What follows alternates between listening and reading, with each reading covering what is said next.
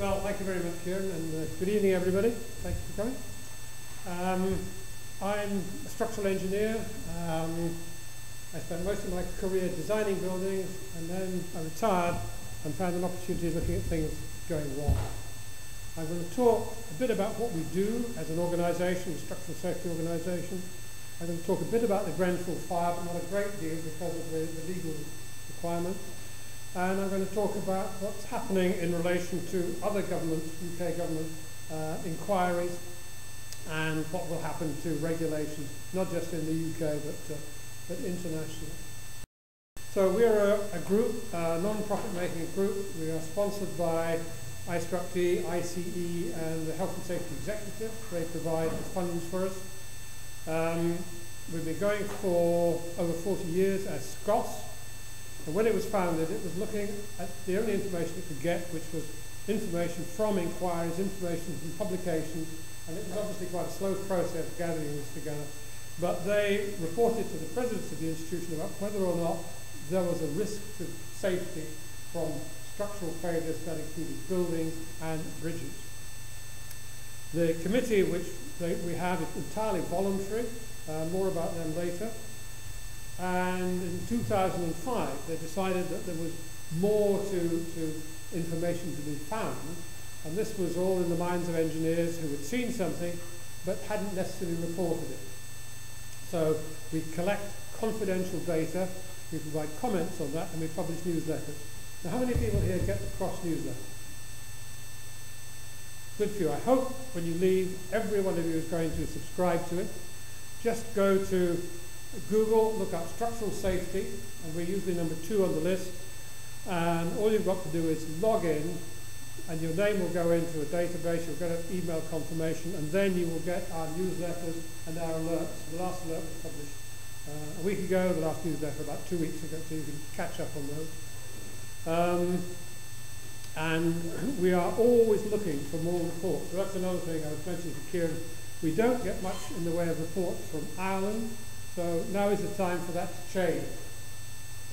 You'll be doing a service to yourselves and to the public. Now, confidential reporting started in the aviation business about 40 years ago. And if you were a pilot and you had a near miss and you landed and you told your employer about it, then he would say you're fired. Now, this was happening on quite a regular basis, and they had a couple of jumbo jets fly into the ground. And the Federal Aviation Authority, who control aviation, asked NASA to develop a no-blame system for reporting. And this is very important. NASA was seen as an independent body, and they set up aviation safety reporting system. They too have got a website, and you can find a mountain of data about aviation safety. And there's no doubt that that has a huge influence on the way in which we are kept safer in aircraft now than we were 40 years ago. They provided the model for us. We keep close contact with them, and what we do, NASA follow, and what NASA do, we follow. So it's a good connection to have. Now, in the aviation business, and it's copied into other things, in our case, structural engineering, but it's also used in financial circles and medical circles, there is the concept of a pyramid of risk. Now, at the bottom of the pyramid are the normal, everyday activities, and nothing much happens. Everything's going fine. Then, as you move up, you get some incidents. Probably nothing much has happened, but nevertheless, there's something to be seen, something to be concerned about. Then you get up to the stage where there are injuries, and finally you get to the fatalities.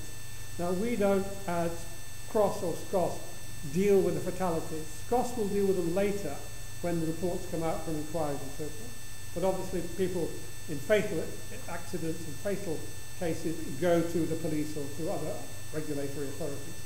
And everything below fatality can be treated as a precursor, and we'll look at those because they're very, very important. If you find a precursor, then you may be on your way to seeing something bigger fail. Now, the reports we get cover everything from design concepts to end of life. The one on the left is a very small portion of a very, very large building finite element model, and the reporter's concern there was whether or not the people doing such modelling know what they're doing. And this is quite a common issue. The vertical members in green are carrying loads, vertically, the horizontal members in red are transfer structures. And if you imagine that going on for 50, 60 stories or whatever, in 2 dimensions, the load paths are extremely complex.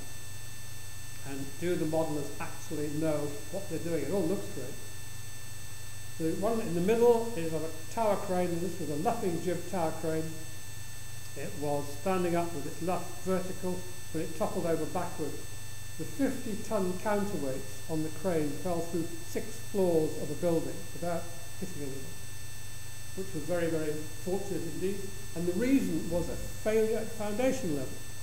So there were some piles, there was a ground slab, and then there was the bottom of the crane. The connection between the ground slab and the top of the piles was such that some of the rebar coming out of the piles was in the way of the crane substructure. So in combination, the designer and the engineer on the site, or the contractor, decided they would cut off some of these bars and they would simply epoxy in a few lightweight members instead. The thing was put up and it toppled over backwards, so the failure was in tension. The one on the right is a large panel structure which had come to the end of its useful life and was being demolished. Because it's a large panel structure, it was known that it might be slightly frail in parts and the connections might be not too good. So the client warned the demolition contractor, be very careful when you're knocking this down because we're not quite sure what's going to happen. A lot of precautions were taken, but the demolition contractor got a crane with a nibbler at the top and started nibbling away at the very top floor, and the whole thing came down in progressive collapse.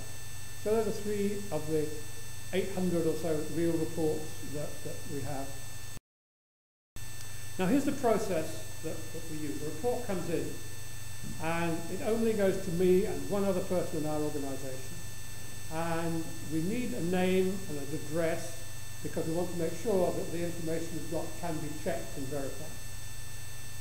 That name is then removed, as are all identifying details. So nothing about the site, a product, a firm, a person, nothing that could identify what that reported in relation to is removed. That's the processing part. It then goes to a panel of a dozen of the best engineers that there are around, and they come from consulting firms, they come from contractors, they come from universities. They all give their time freely. And they look at these bare bones reports and they provide comments. And the comments are, just like the NASA model, no blame. They never attribute blame to anybody. And the reports are all designed to help people who might have similar situations to those found by the reporter to make sure that that doesn't happen again. And we then publish the report. Some we just publish on the website. More interesting ones we publish in newsletters on a quarterly basis. And when we get an accumulation of reports, we publish an alert. And that's something which is more important. And the most vital part then of the whole system is, so what? Can we influence matters? Can we influence a code of practice? Can we influence a government standard? Can we influence you to improve public safety? Small example of that occurred the other day.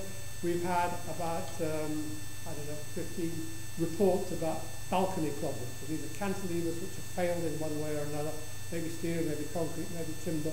And British Standards are writing a new standard on balconies and terraces now, and our information is being used as evidence by that British Standard Committee.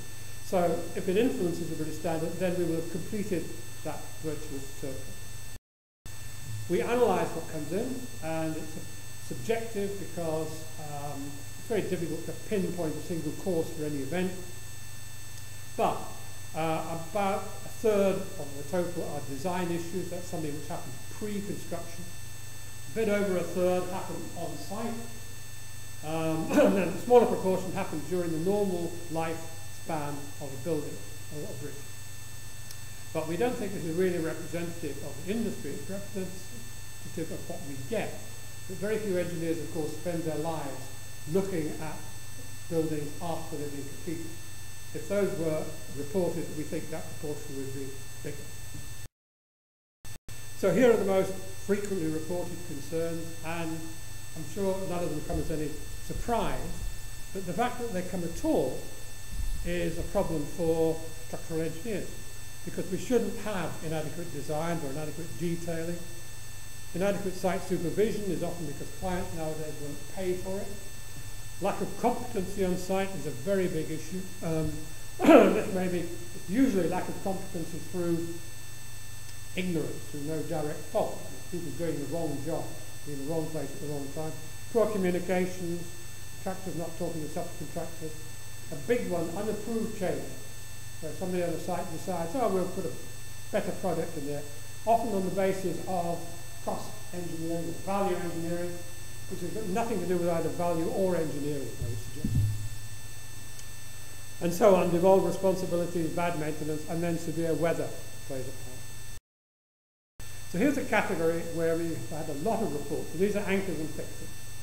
And very often, an anchor is designed in concept by a designer, but when it actually comes to procuring the anchor, it goes quite a long way down the chain. And often it's the cheapest, the simplest, the anchor for which the representative has been able to achieve the best case or the cheapest price.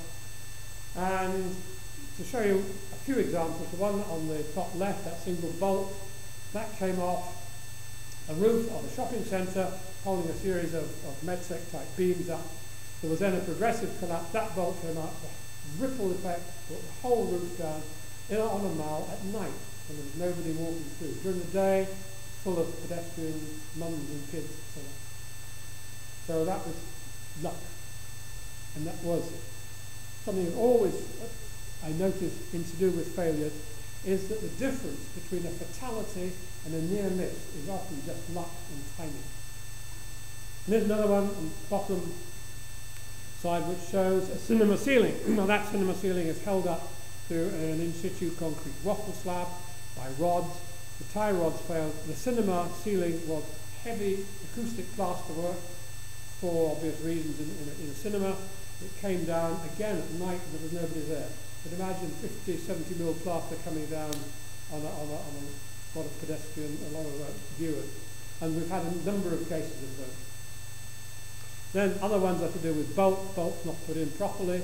And this one on the far corner, bolts holding a staircase up in a multi-story tower, and the rebar got in the way, so they just jammed the bolts in any old house.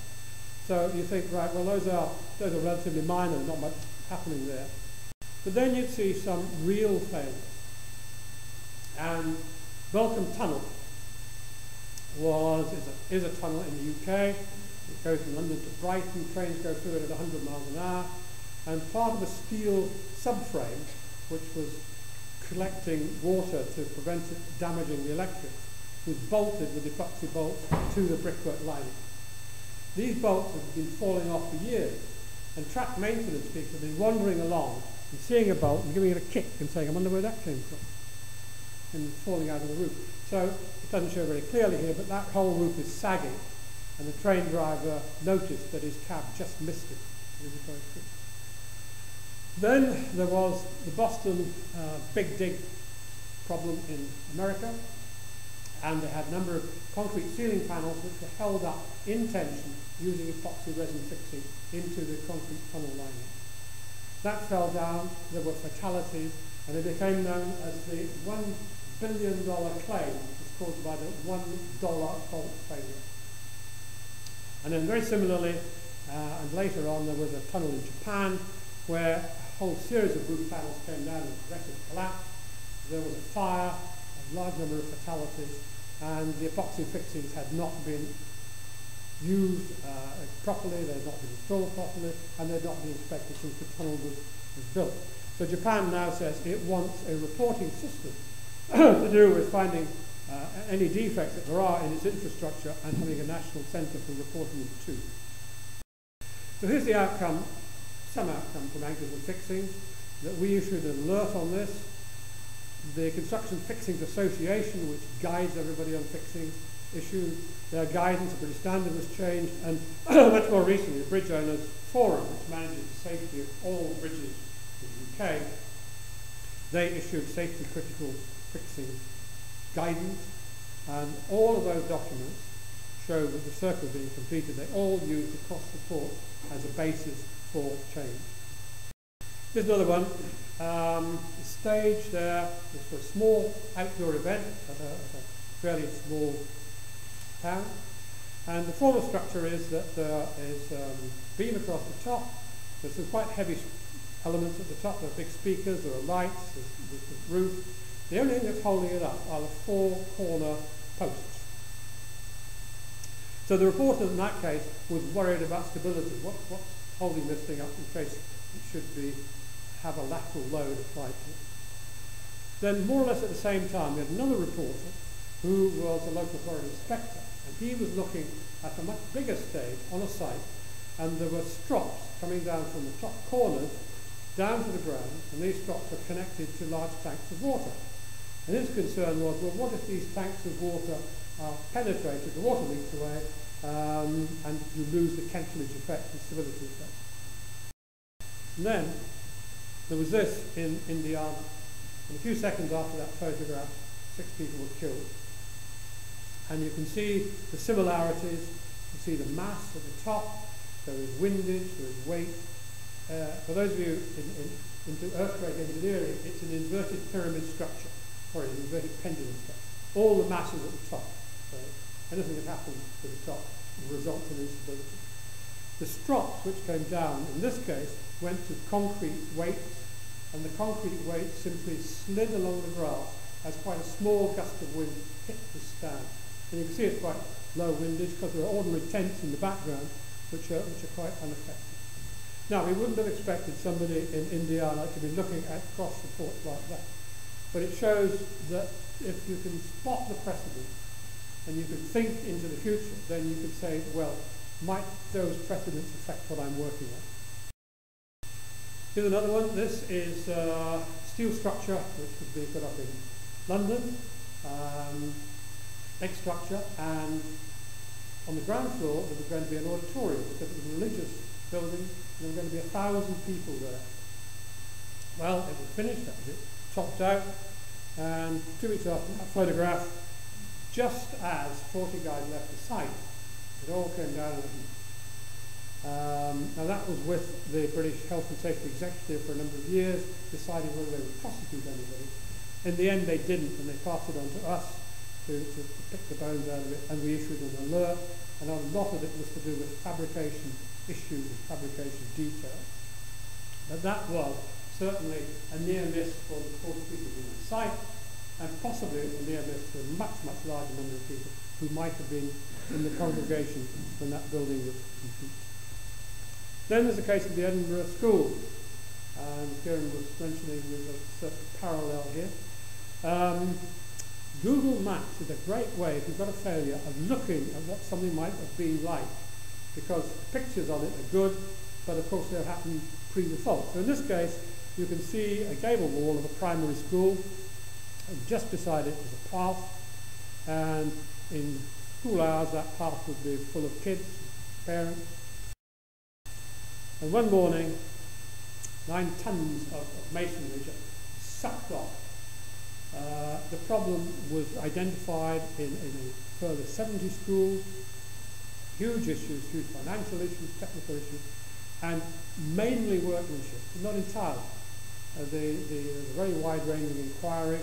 It runs to many, many pages, but what we often do in SCOSS is when there is such a report comes out, we publish a condensed version. So go to our website, look at Edinburgh Schools, you'll find in 5 pages the salient points that went wrong in the Edinburgh Schools. So there are things which are happening in the UK now. Steel buildings collapsing, schools collapsing, nearly failing.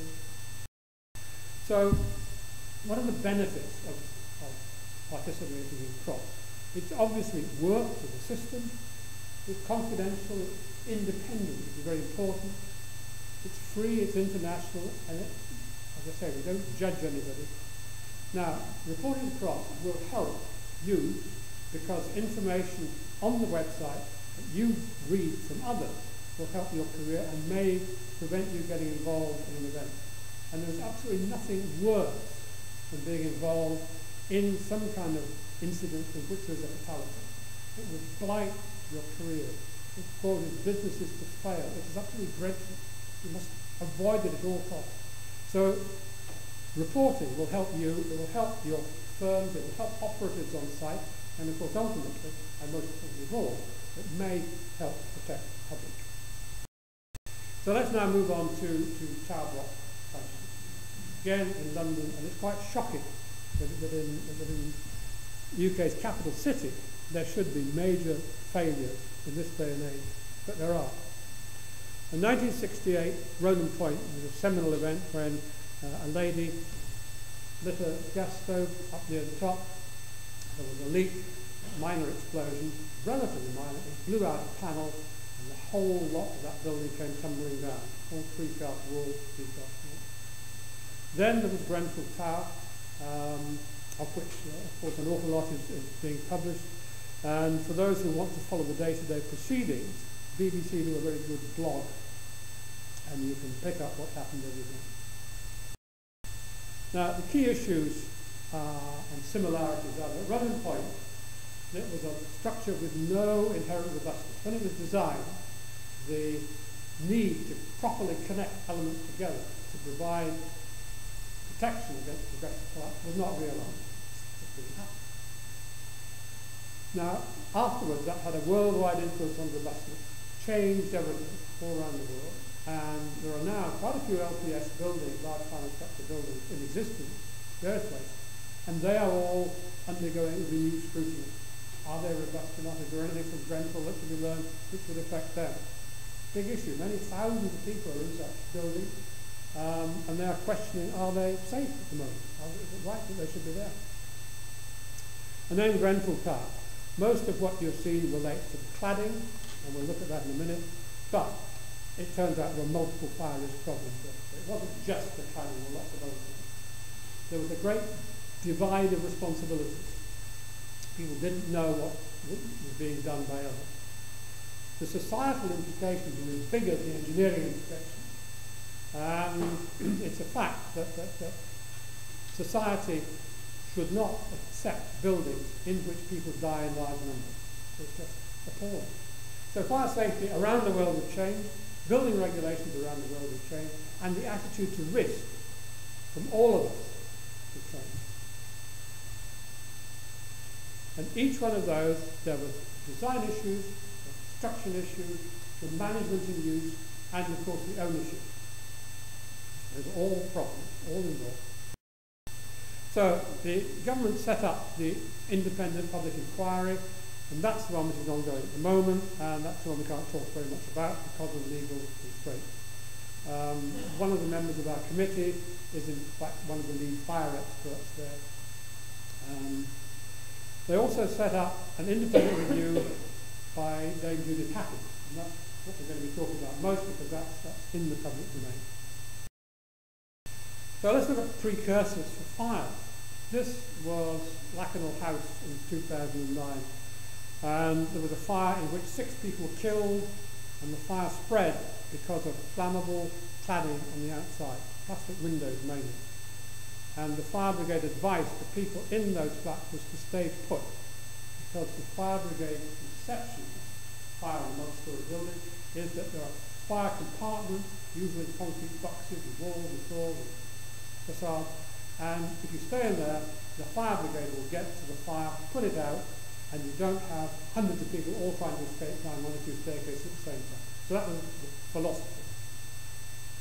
Lakanal House, the coroner at his inquiry said attention must be paid to this.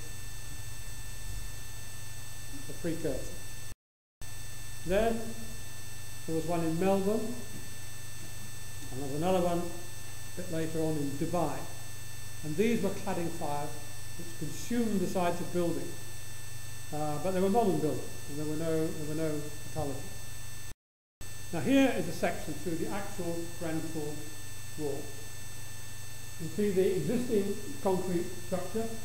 There was nothing wrong with it, and in fact it was a very good structure because it withstood the fire. But in order to put in more insulation, in order to comply with the energy requirements, in order to make it look prettier, there was a new insulation bolted on the outside, and then that was covered with a thin laminate which had got aluminium, very thin, 0.5 mm thick, then some plastic filler, and then another thin section of aluminium. And that's ACP, aluminium cladding panel material. So that was what was put up. Now, the Building Research Establishment and the Department of Housing and Local Government conducted some tests soon after that. And this is a test set up within a laboratory. It's a very standard test.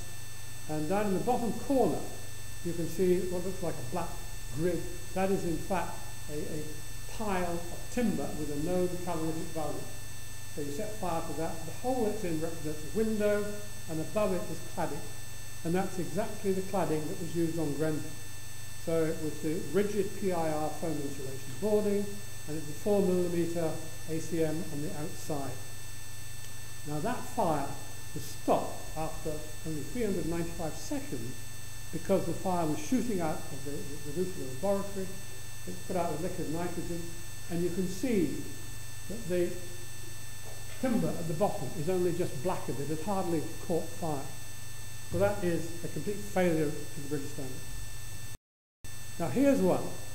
The significant thing to notice here is that it's non-inflammable cladding.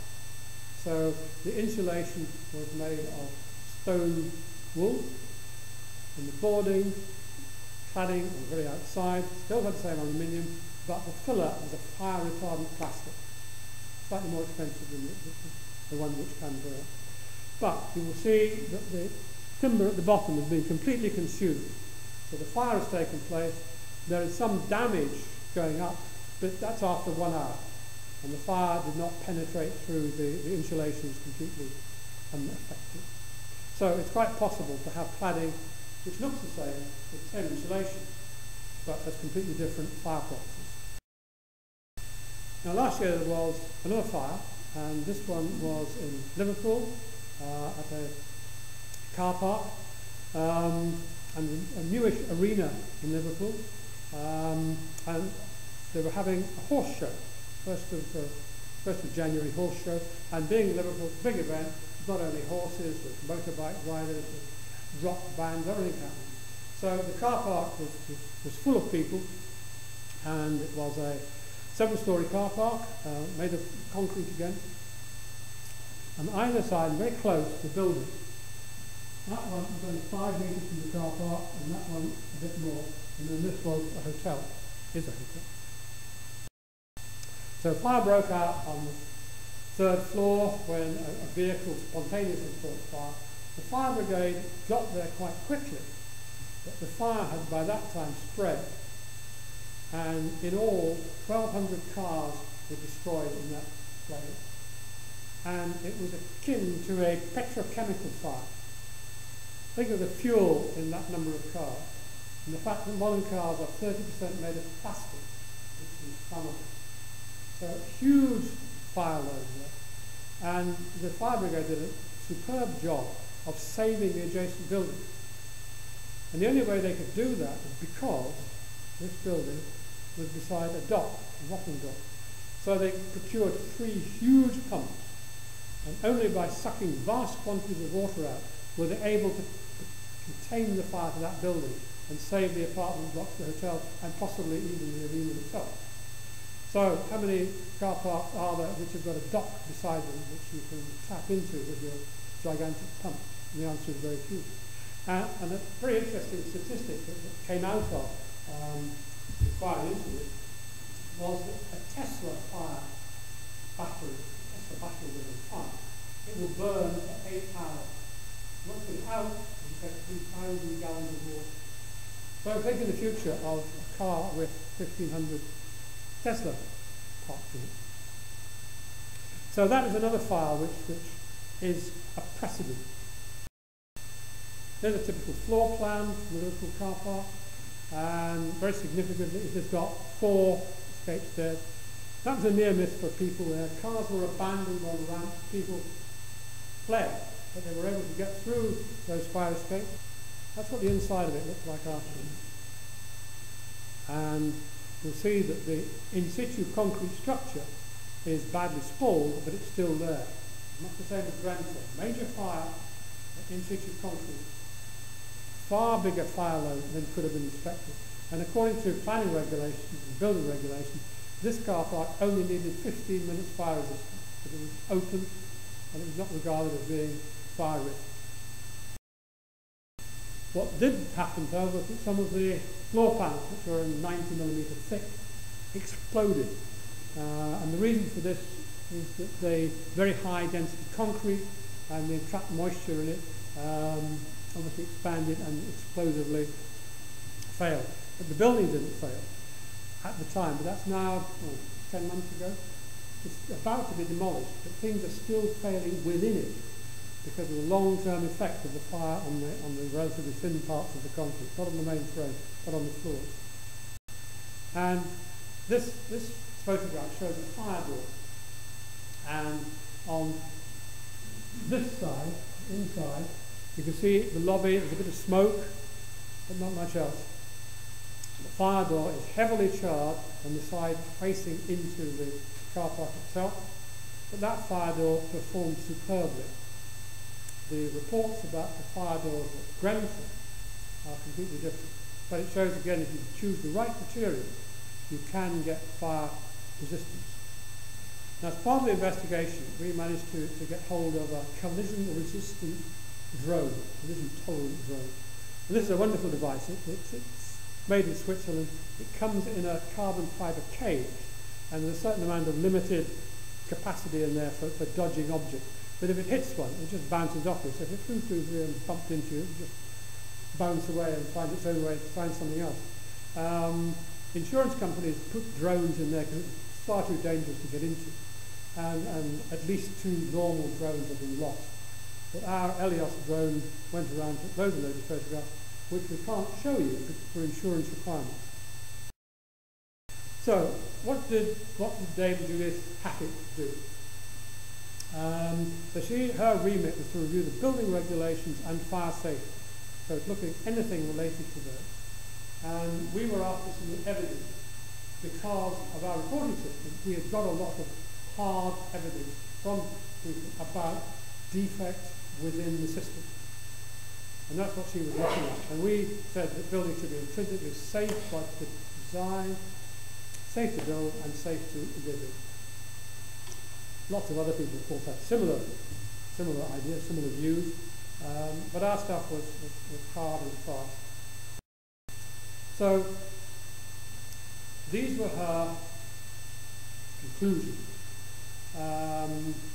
That roles and responsibilities were unclear, that guidance is ambiguous, compliance with regulations is weak, very few firms are fined because they don't comply with building regulations, rather than enough people enforcing the building regulations anyway. Competence is patchy, product testing is not much, and then residents, which in the case of Grenfell had complained for a long time, their voices were not heard by anybody. Nobody listened to them. They didn't, of course, know what might happen, but they had concerns about the overall construction and overall management of their building, as do residents of some other buildings. So, what were her recommendations? And first of all, that the building regulation system within England and Wales and the UK as a whole was unfit for purpose. She was very, very strong about this. There's got to be a stronger and tougher regulatory framework. And she's concentrating on HRRBs, high-rise residential buildings. So that's what we've got to look at first, because that's where the big life risk is. That's going to be spread, I'm quite sure, in the future to hospitals, to hotels, to old people, to some buildings where there are a lot of people assembling, particularly at night. That there should be safety case approach. And this is something much more akin to the nuclear industry, oil industry, heavy petrochemicals and the like, whereby safety cases are examined very carefully to make sure that what has been proposed passes the necessary tests, and what is built does the same. And in order to oversee that, she's proposing a new joint competent authority. That's going to be more difficult to work, because that's going to be building regulation people, fire regulation people, and the health and safety executive. It's not normally recognised to be sort of cheerful bedfellows. There's got to be clear responsibility during occupation. And she's very keen on the golden thread. Now, this is not golden, and it's not a thread, but you'll get the idea. You start off with the owner, the client. They're the start of everything, and they've got to pay attention In the Edinburgh Schools, for example, the clients were severely criticised for just seeking the cheapest job and not caring what happened thereafter. Then you've got to get to the designers, you've got to get to the checkers, you've got to get to the contractors, the subcontractors, the suppliers, the people who then manage the building, and then you get back to the owner. And all of that lot have got to be connected together so that you've got this bond, so that everybody in the whole process knows what is going on and what has gone on, and so there are no loopholes or no problems about lack of communication, lack of responsibility. Everybody in the chain is involved. Now, at the same time as packet inquiry, ICE said, well, we better see whether there are any potential vulnerabilities in infrastructure projects. And they said that while the risk of a major failure in the UK is low, it needs to be lower. So we also gave evidence to that. And there's a grim reminder from a month or so ago of the viaduct in Genoa that collapsed so catastrophically.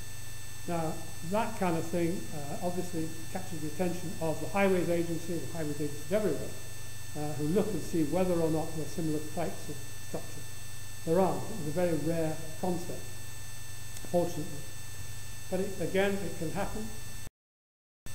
And here's another example, much more recent, Eindhoven, which is Eindhoven Airport, where the whole side of a newly built car park fell off. Hadn't yet been used. And it just collapsed. And the, the Dutch Safety Board produced a report, and the findings are very, very similar to those of David Hackett. That there was a systemic risk management issue, and that the blame culture of people would change to a learning culture, and that the participants in all of these phases must be held accountable. So we get the same thing happening in various parts of the world. It's all very similar, so it's not just in the UK. So what are we doing to change matters? Well, we're working with IStructE at various levels to improve safety, improve the education. So we're very involved with all of that next year. We're holding discussions with MHCRG, the Ministry of Housing, Community and Local Government, about implementing the Hackett recommendation. One of the recommendations in Hackett is that cross should be used much more widely. And we are working with them how cross can get more reports and more different types of buildings, different types of people, in order to provide this feedback loop to improving safety. We're working with the Institute of Civil Engineers because their report said much the same thing, that the work of cross should be built upon in order to improve infrastructure safety.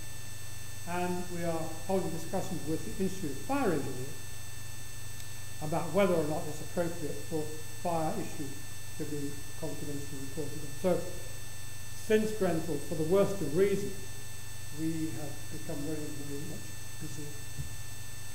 Now, one of the things that all the institutions, and all the contractors, and all the trade organisations are engaged with, looking at the moment, are competency framework. Everybody needs to be competent. So it is a very big job to ensure that everybody knows what they are doing. And competence is a very difficult thing. You can look at somebody and say, I know they're competent. You can recognise it. But defining it is very difficult. And then making sure that people are competent throughout their careers is very difficult. Somebody, for example, Prophet said about the medical profession, that somebody qualifies and is very, very competent in what they do, but 40 years later, are they still competent in view of the changes which have taken place?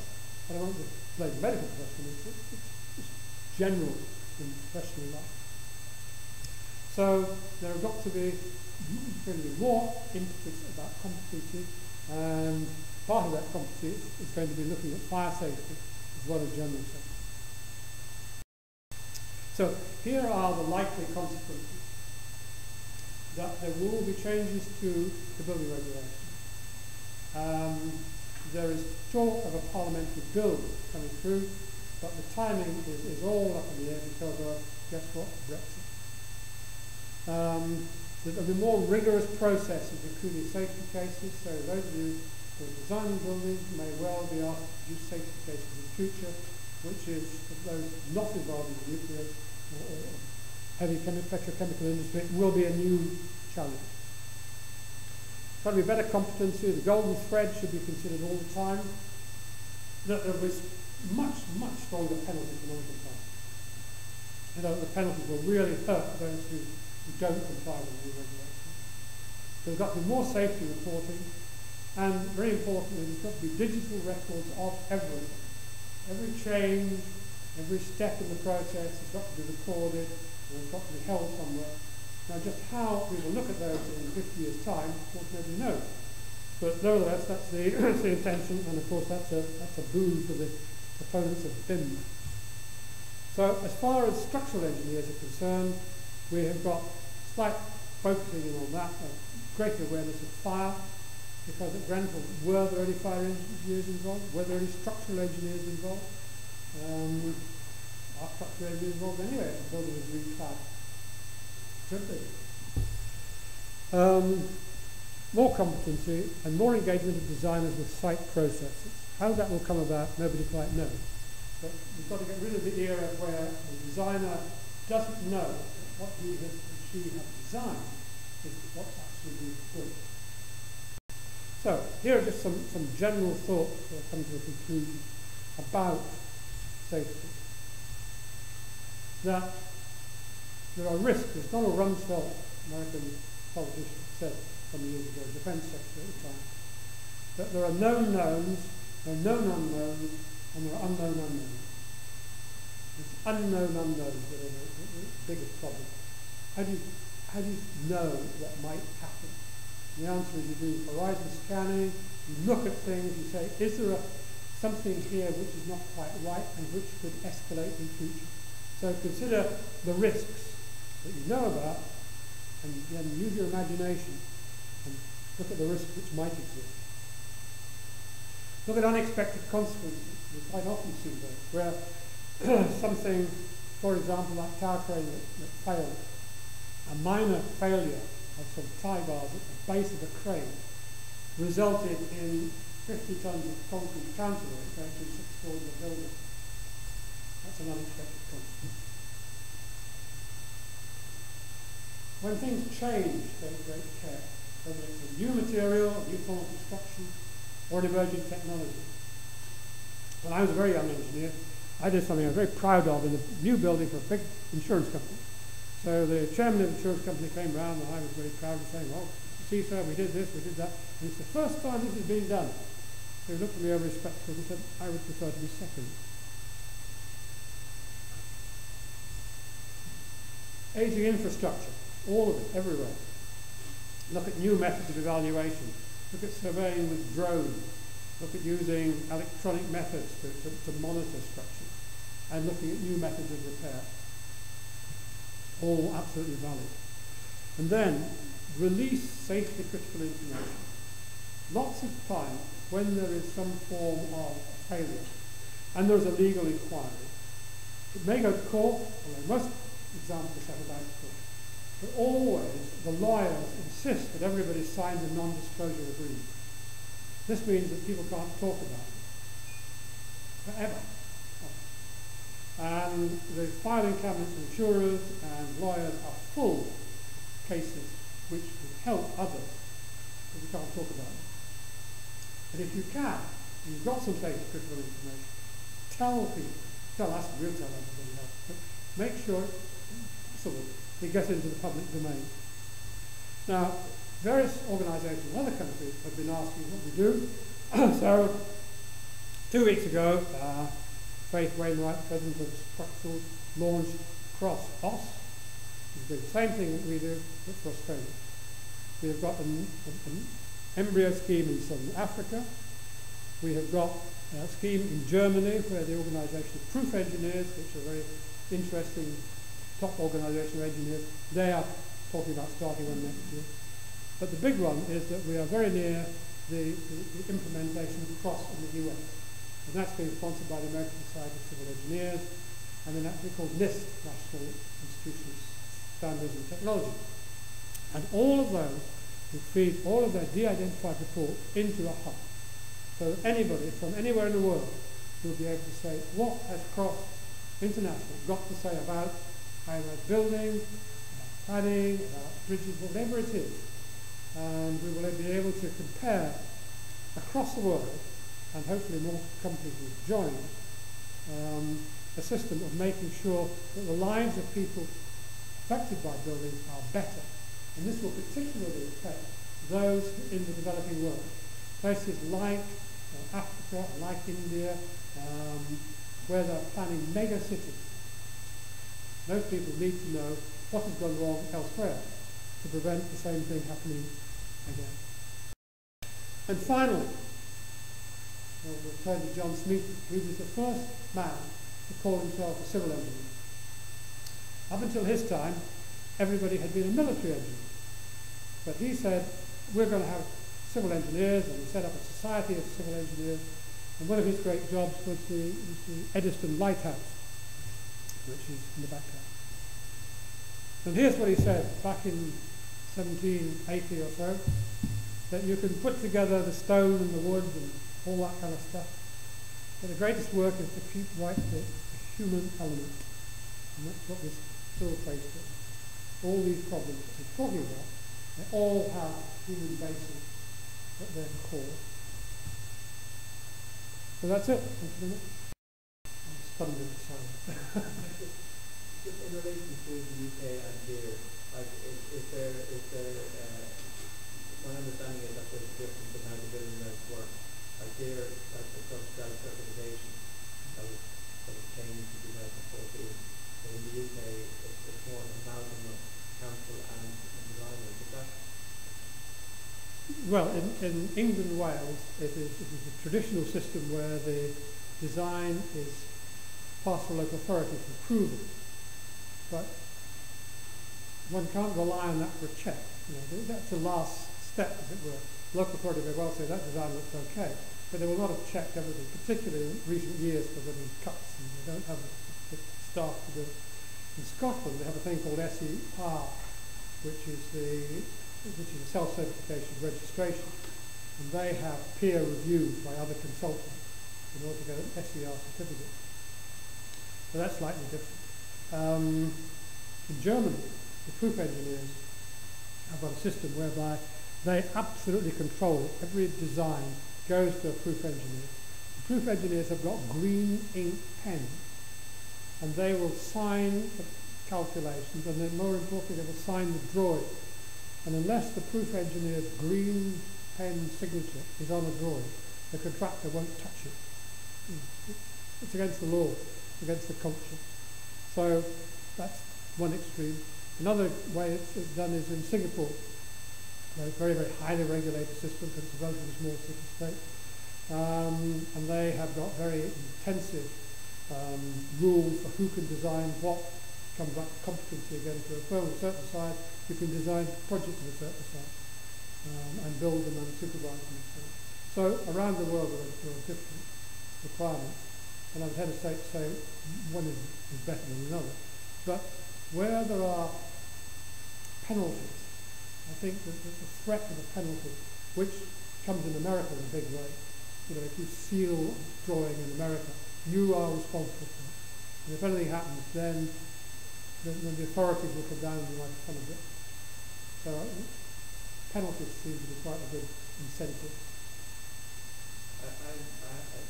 We also had to do a case study of building in Vancouver in Canada. And my understanding from reading that was that there's a lot of interaction at the construction stage between the council and the council is coming out all the time. Yeah. That seems to me like the right way to do it. Yeah. Because, you know, like council is really there to look after the building. Whereas the builder is, you know, they're going to make it evolve and everything like that. Like, is it not like that in the UK? It's supposed to be, but the building control have got the big for the job. And there was an example quoted the other day of a building control authority who were approached by a developer with a €60 million project. And they said, what's your fee for being the supervising engineers on this? And so the building control said, well, how many visits do you want? And they said, 5. And they said, all right, you mean 5 a week? 5 a month? No, 5 in total. So the local authority walked away from it, and it will have gone to a private enterprise or something. There just isn't the personnel, and there's this, well, there has been, I think it's changed with Hackett, there has been this drive to the bottom. Who can provide the cheapest checking services? This is wrong. Is that like, if you go to the banking, everything like the retention, then what was wrong with that? There's nobody checking. It seems to me that, unless you have a system that you can actually check, that somebody can do, with no actual ground, you there to actually check. That's the only thing that doesn't work. You have to obviously done that. Of course, we're talking about here the things that go wrong. Here, 95% of the time or more, things go right. The big firms, whatever the country is, whether they're designers or the contractors, they will do their best to do a good job.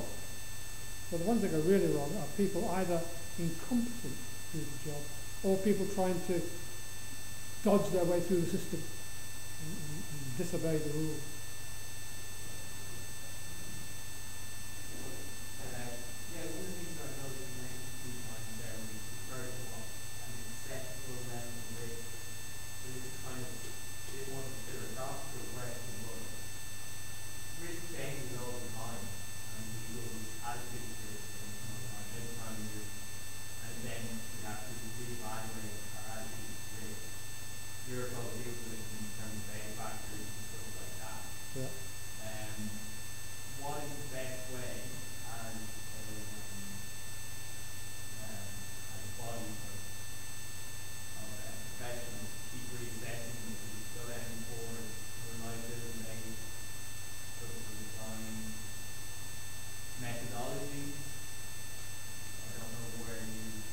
So, the reliability-based structural designs are fairly kind of ethereal, I think, in many ways. They're frequently used in things like motor manufacture or aviation sector, where you've got a lot of product which is much the same.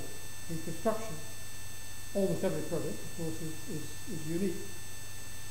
The best way of keeping up to date with what risk perception is, I think, is to look at the literature.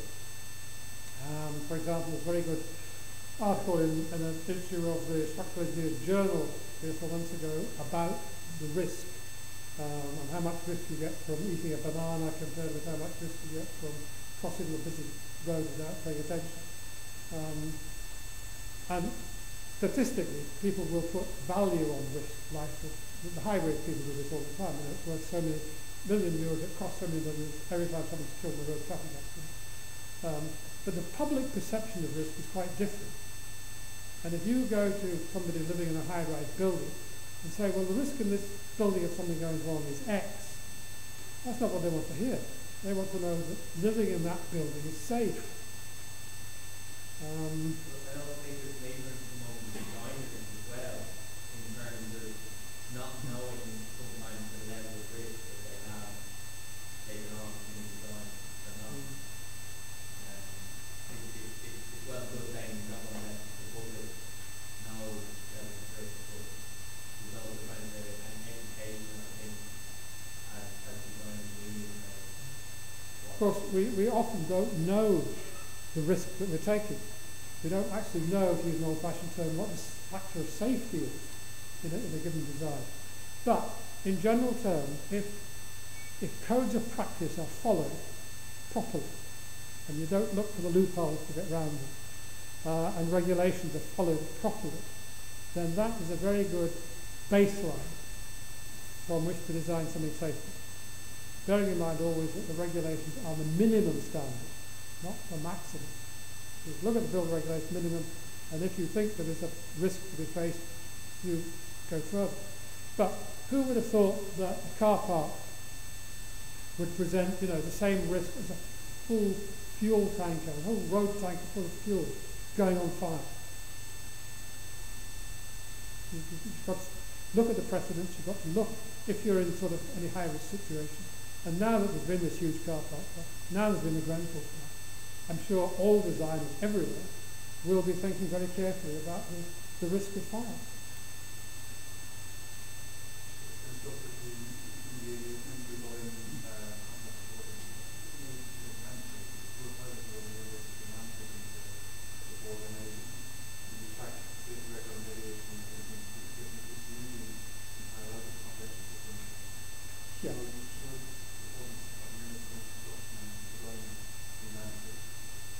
Yeah, well, this is something which the Hackett report is considering, and you're quite right.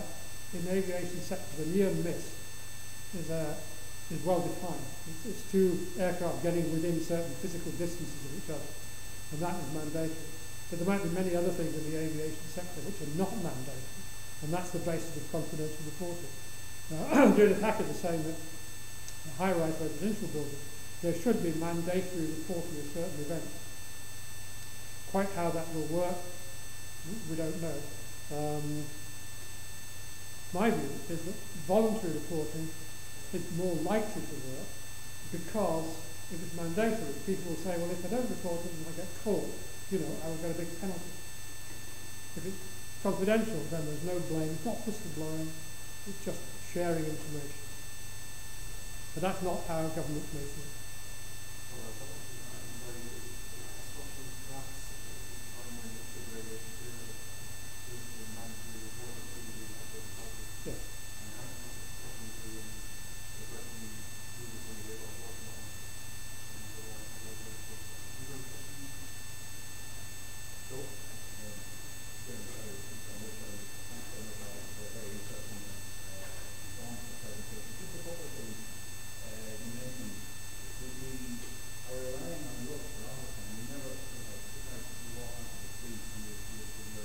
Not aware that you could have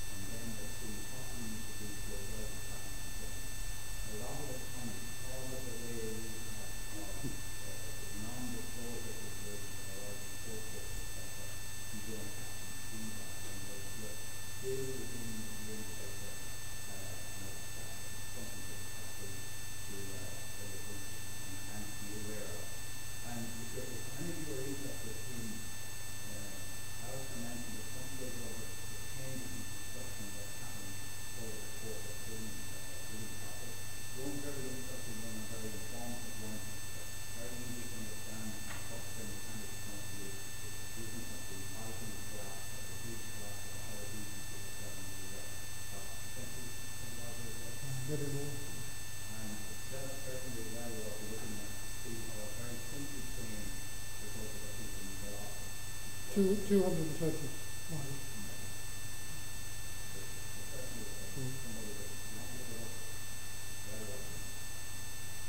Yeah, a couple of points from that. One is that in the aviation sector, in America, they've got a get-out-of-jail card, free, as it were.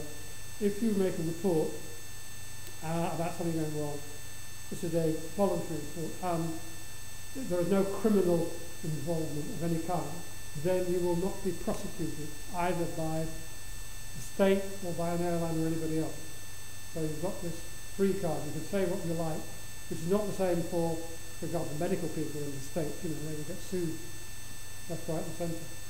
So the blame culture, I mean, it's partly to do with consumers, isn't it? It's partly to do with lawyers. If something goes wrong, you always look at the blame.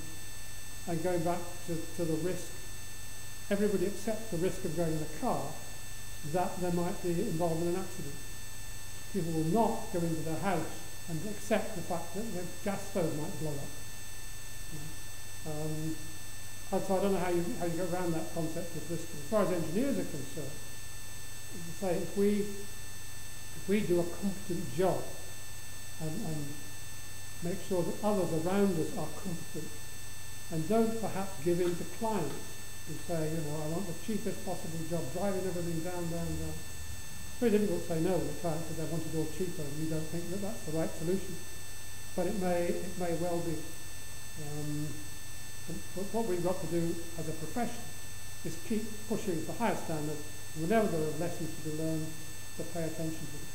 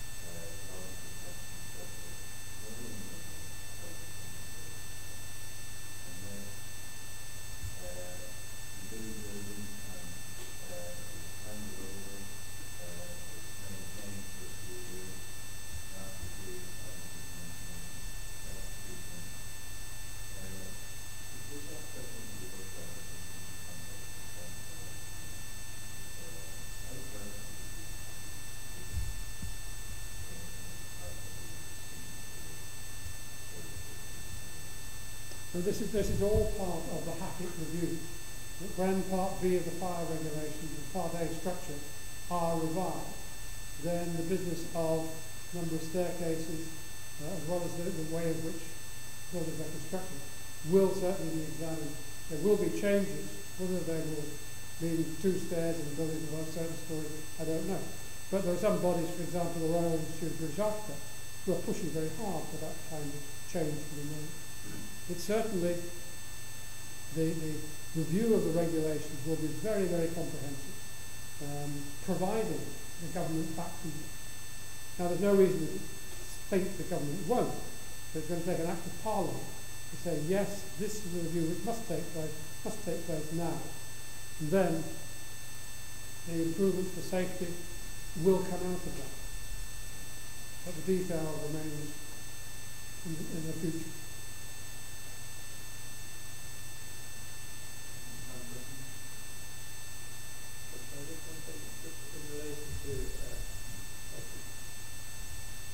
Probably a good chance that there's nobody here at the lecture this evening that would actually be responsible for actually building the building. You know, that you have to a lot of designers or whatever. And, you know, is there an argument to be for a bit of focus to be put on people that actually build the building in terms of training them and getting them better and getting them to maybe understand, you know, like say for instance if you take something like Grenfell or that type of main building standard, is that somebody putting in fire breaks at every floor, you know, that they understand the principle of how they actually work. They're actually the person No, you're absolutely right, and work on that is taking place. I mean, that's part of this competency thing. Contractors, subcontractors, suppliers, all involved within that chain. But the Edinburgh Schools inquiry came out with various findings, and one of them was that the designers didn't tell the people on site of the importance of certain components. And the people laying the bricks were working on how many thousand bricks they laid, and that's what they got paid for. In that one school alone, showed you, there were quite a number of wind posts, important wind posts, missed out. They were just left with a pile on the side. There were many wall ties which were not embedded. But nobody told the people who were working, laying the bricks as fast as they could, the importance of these matters wasn't passed down. So one of the recommendations was that designers should pass on safety critical information on their drawings to the people who are actually going to be building from them. That answer? Yeah, I just like with the effect that so many people got out of the building industry, like there's a bit of a dearth of experienced people. And language is a problem on many sites. And it's very, working on a building is very hard work. Mm-hmm. Like, something through that, honestly, we're laying a line up and it's one of the awful space that they have to get in. And so we're looking at them and we're getting young people and small fellas to do it. Turns around and they don't have to do that for them.